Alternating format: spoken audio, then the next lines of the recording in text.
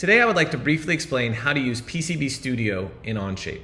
On the screen right now is an overview showing that the point of PCB Studio is to serve as an intermediary between your MCAD and your ECAD. PCB Studio is not where you fully lay out a PCB with all of its components, but again, it's just an intermediary. Let's take a look at an example workflow.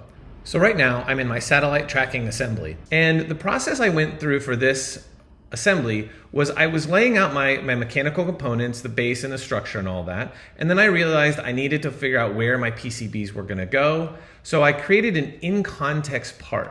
So I created my in-context part, we'll take a look at now, that enabled me to decide the exact shape and size of my PCB. And importantly, I named it board. PCB Studio uses reserved words like board and keep in and keep out.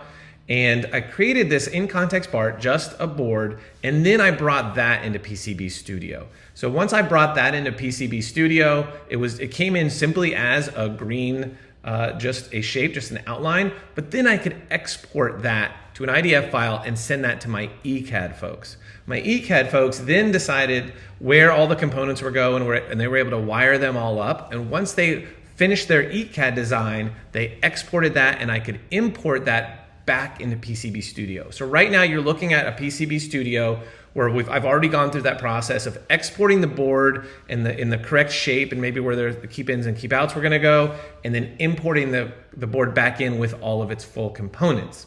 Then I can create an Onshape assembly from that and put that back into my main design. And so I was able to do that with both of the PCBs in this assembly, send them out to my ECAD folks, have them lay out the components and bring them back in. And one of the really nice things about doing this in Onshape is the back and forth that happens between your MCAD and your ECAD. So once these components came in, maybe there was a part that was running into, maybe this component here was running into a bracket, or I realized I needed to move a USB port. And it's good practice, by the way, to bring in the fully detailed models of parts that are going to interface with the outside world, so you can really see how it's going to interface with your MCAD. So I was able to go through the iterative process back and forth between my ECAD and my MCAD.